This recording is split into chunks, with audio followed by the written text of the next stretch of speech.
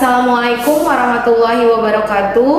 Perkenalkan, nama saya Rizky Dayu Utami. Saya adalah mahasiswa PPG dalam jabatan kategori 2 tahun 2022 Prodi Pendidikan Kimia Universitas Negeri Jakarta.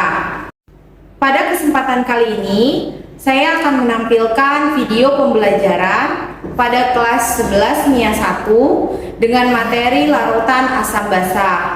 Berikut ini saya tampilkan formulir pendaftaran uji kompetensi,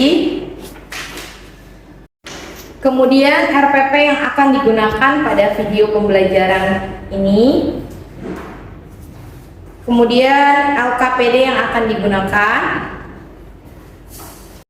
Untuk perangkat pembelajaran yang lainnya, Bapak Ibu dapat melihat pada link yang akan saya sematkan pada web uji kinerja. Terima kasih. Assalamualaikum warahmatullahi wabarakatuh.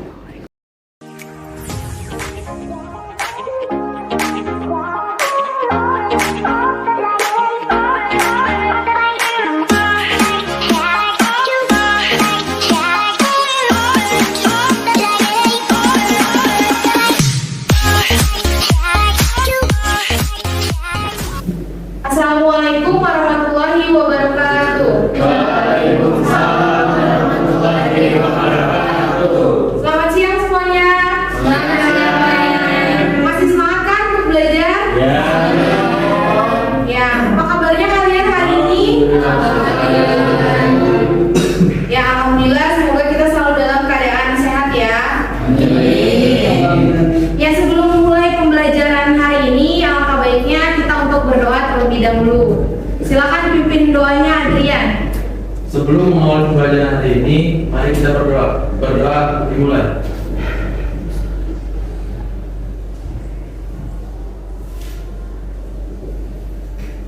Berdoa selesai. Ya, selanjutnya saya cek dulu ya kehadirannya. Hari ini yang tidak hadir siapa ya? 3 orang, Mem. Siapa aja? Tuhan sama Tuhan. Dihan, izin ya. Dihan, Nadia sama Tuhan. Nadia dan Ilham. Tuhan satu. Nah, sebelumnya saya cek dulu kerapiannya. Yang laki-laki sudah dimasukkan semua bajunya. Yang perempuan pakai jiput. Di sini bentuknya. Ikut-ikut. Udah ya, udah rapi semua ya. Hari ini kita akan mempelajari tentang larutan asam basa. Siapa yang masih ingat tentang larutan asam basa? Larutan asam basa berarti artinya larutannya apa? Bersifat asam dan bersifat basa. Nah, di kelas 9 SMP mungkin kalian sudah pernah mempelajarinya ya tentang larutan asam basa, tapi mungkin tidak mendalamnya atau tidak terlalu banyak. Nah, hari ini kita akan melakukan praktikum. Jadi nanti kalian akan menguji beberapa larutan untuk menentukan sifatnya. Ada yang bersifat asam dan yang bersifat basa. Nah, ini kompetensi dasar dan indikator pencapaian kompetensi untuk pembelajaran hari ini. KD yang dipakai adalah KD 3.10 menjelaskan konsep asam basa serta kekuatan dan keseimbangan ionnya dalam larutan, dan 4.10 menganalisis trayek perubahan pH beberapa indikator yang diekstrak dari bahan alam melalui percobaan. Nah, ini tujuan pembelajaran untuk hari ini. Jadi hari ini melalui kegiatan pembelajaran dengan model problem based learning dengan pendekatan saintifik, berbantuan media interaktif dan LKPD, dengan metode praktikum, diskusi, tanya jawab dan penugasan. Setelah kalian menggali informasi dari berbagai sumber dan mengolah informasi, kalian diharapkan dapat menyebutkan contoh-contoh senyawa asam basa dalam kehidupan sehari-hari, lalu mengidentifikasi sifat larutannya menggunakan pH universal dan pH meter, dan menentukan trayek pH suatu larutan asam atau basa berdasarkan data hasil percobaan. Nah, sebelumnya apa yang kalian ketahui mengenai larutan asam dan basa? Biasanya kalau mendengar larutan asam basa yang kalian ingat apa? Cuka. Selain cuka, sabun. Terus Garam netral ya. Terus apalagi yang kalian ingat? Jeruk. Ya, itu contoh-contoh larutan asam basa yang paling sering kita temui adalah kehidupan sehari-hari. Sebelumnya mari kita tonton video dulu mengenai asam basa.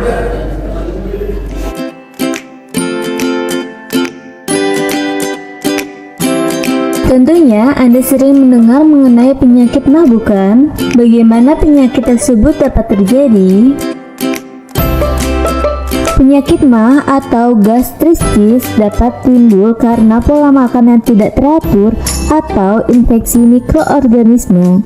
Hal tersebut menyebabkan luka pada dinding lambung dan menginisiasi keluarnya asam lambung menjadi lebih besar.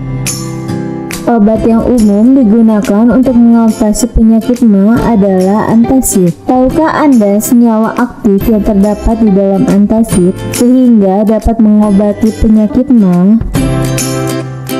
Asam yang dikeluarkan di lambung merupakan asam klorida, sedangkan antasid mengandung yang merupakan basa, sehingga asam lambung dapat ternetralkan.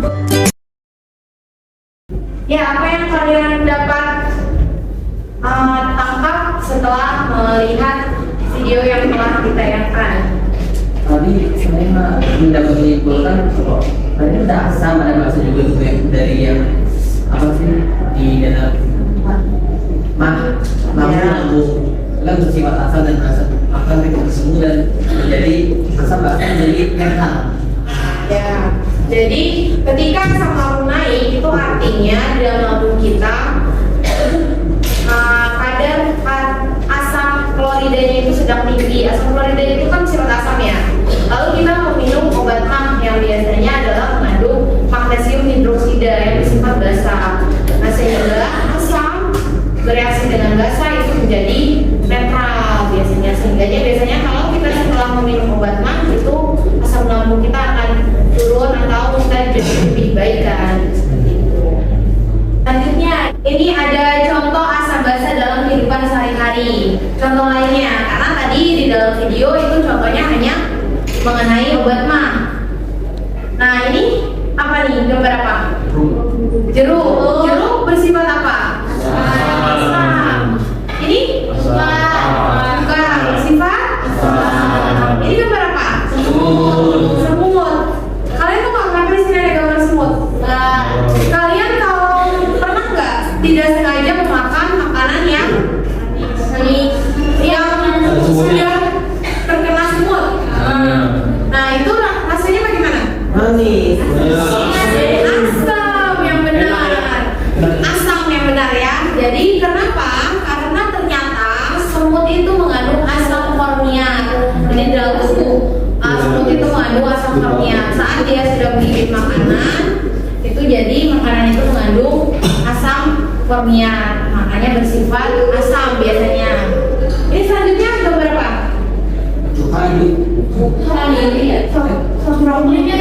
Ya, memutih pakaian. Nah, memutih pakaian ini ternyata mengandung asam hipoklorit, jadi makanya bersifat asam. Selanjutnya ini apa? Sabun. Obat mah ya, ini mengandung magnesium hidroksida. Jadi bersifat apa? Basa. Ini baking soda. Baking soda itu ternyata bersifat basa. Ini gambar apa? Sabun. Ya, sabun bersifat apa? Basa. Makanya saat kalian makan biasanya rasanya apa? Makan sabun. Pahit. Ya, itu karena sabun bersifat basa. Nah, ini adalah beberapa contoh asam basa dalam kehidupan sehari-hari. Dari beberapa contoh ini akan ada yang kita uji untuk kalian mengetahui nih, mengidentifikasi benar atau tidak sih selama ini larutan atau zat-zat yang kita ketahui ini benar bersifat asam atau benar bersifat basa. Seperti itu ya. Sebelum kita melakukan praktikum, saya bagi dulu ya kelompoknya. Ini kelompok 1 Adria, Naufal, Aisyah, Erni, Nadia, dan Sekar. Kelompok 2 Basyra, Azizan, Lafian, Ilhan, Afisa, dan Palestin. Kelompok 3 Farhan, Wisnu, dan Jasmine. Kelompok 4 Dafa, Zafa, Asyabil, Kansa, Rafaela, dan Jihan. Silakan berkelompok sesuai kelompoknya ya. Ayo segera berkelompok, nanti akan saya bagikan LKPD-nya.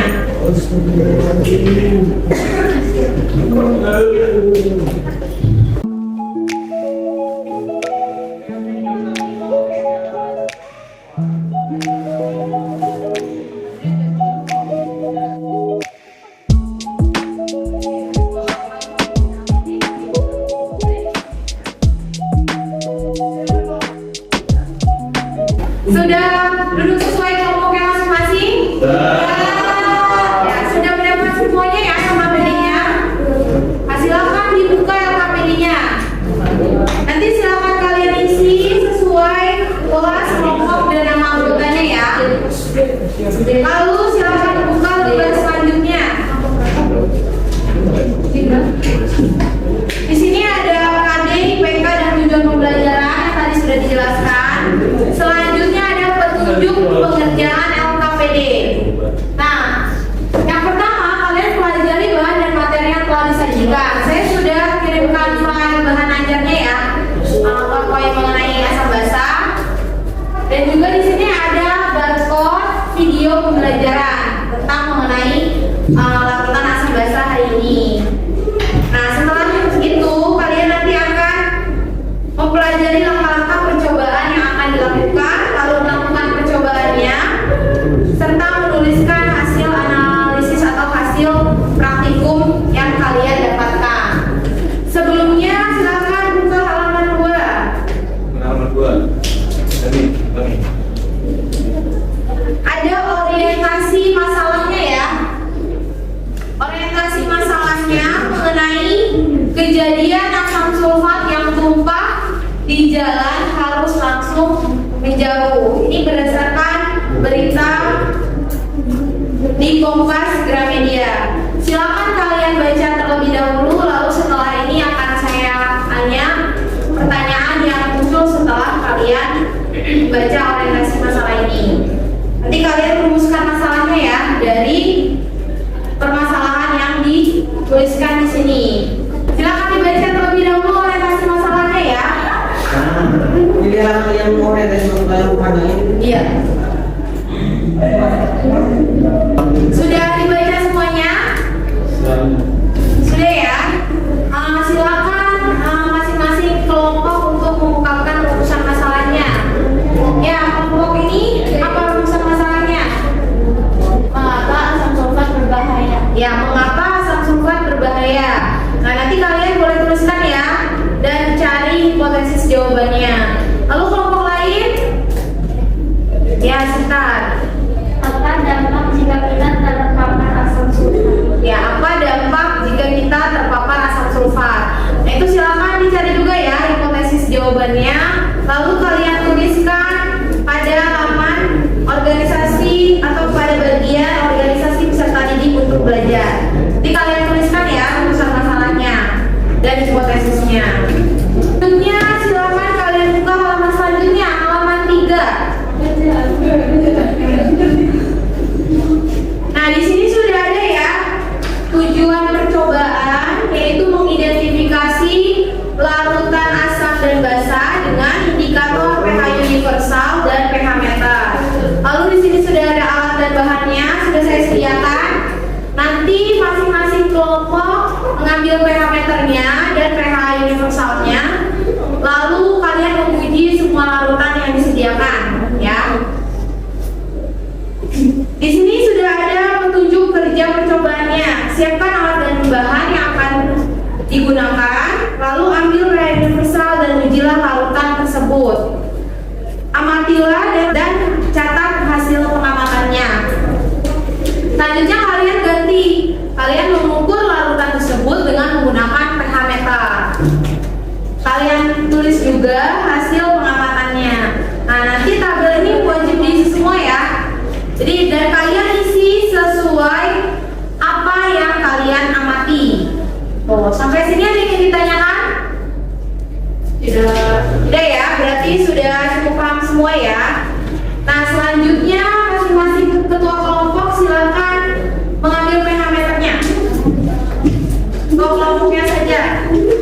Kelompok satu.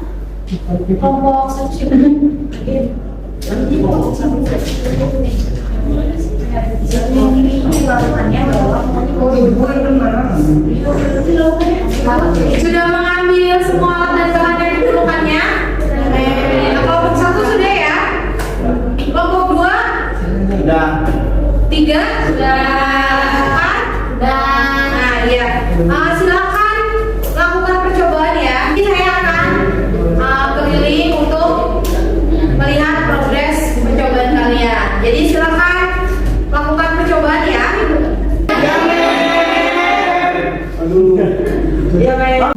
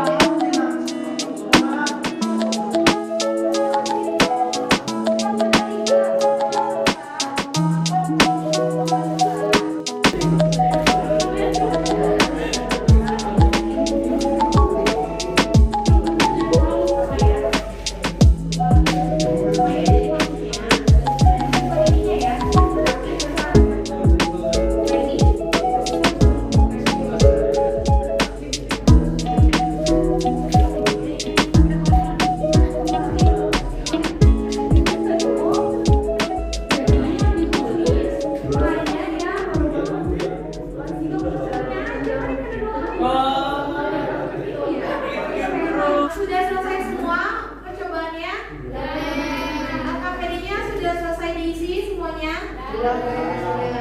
Ya, selanjutnya silakan kalian presentasikan ya hasil praktikum kalian dan diskusi kalian. Nah, silakan dari kelompok 1, siapa yang ingin presentasi?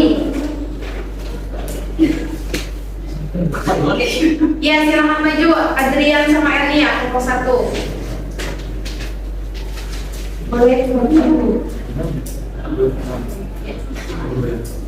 Assalamualaikum warahmatullahi wabarakatuh. Waalaikumsalam warahmatullahi wabarakatuh. Perkenalkan, kami dari kelompok 1, kami ingin mempresentasikan tentang larutan asam dan basa. Perkenalkan, nama saya Ardian Ferdiansa. Nama saya Dewi Takamelia. pH meternya 2,7. Sifat larutannya itu bersifat asam. Yang kedua sabun, pH universalnya 8. pH meternya 8.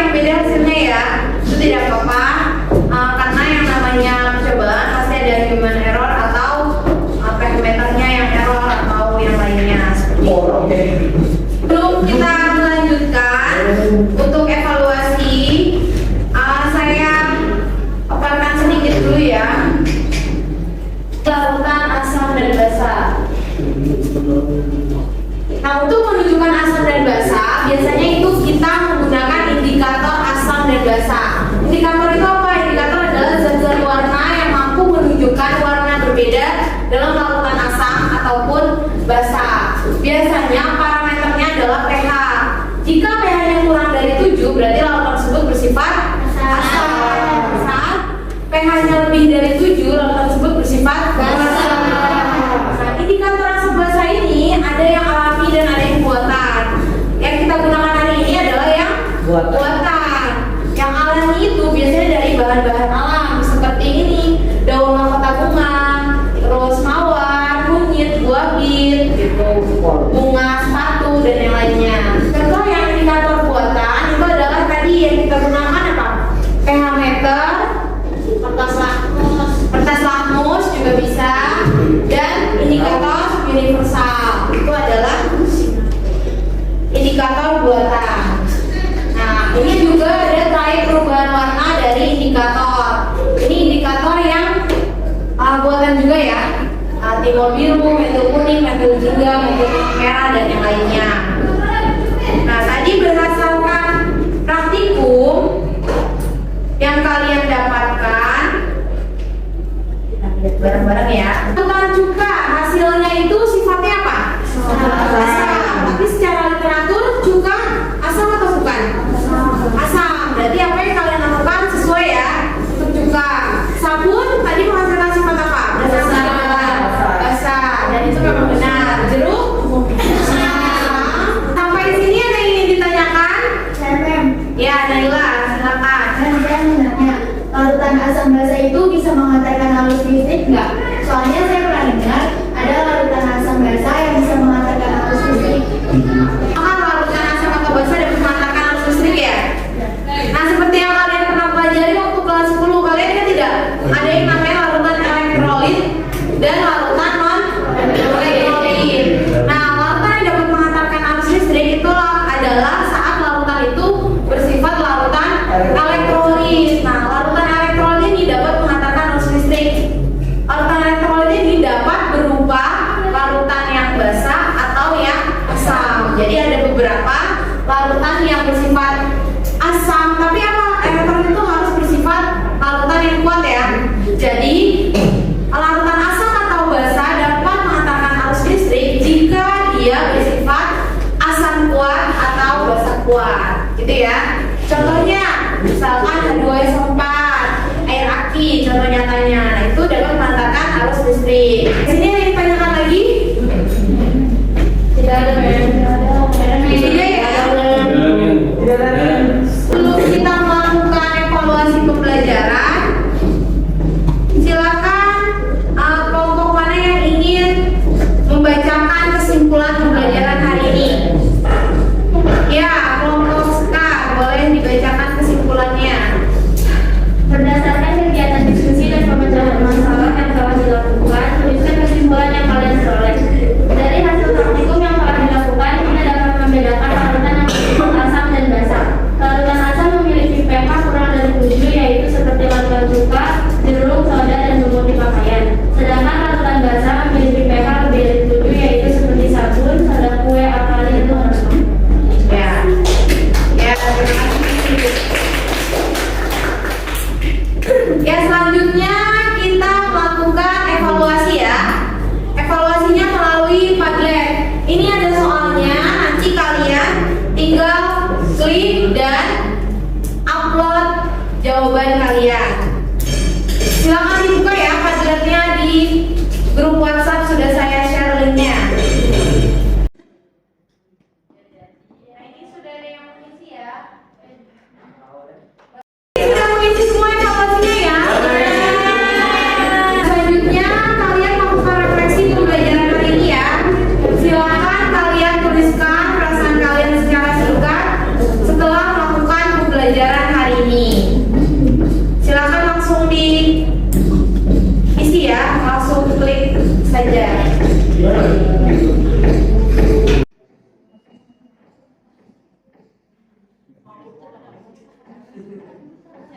Kode.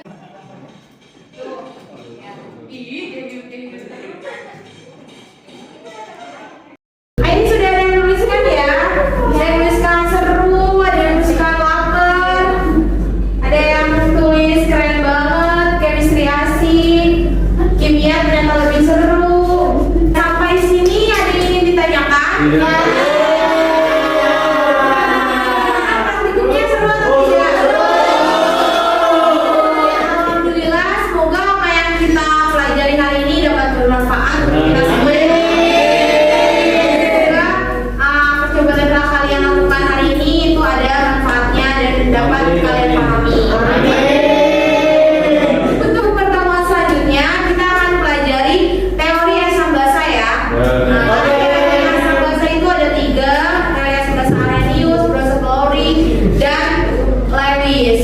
Ya. Saya rasa cukup untuk hari ini. Sekian dari saya.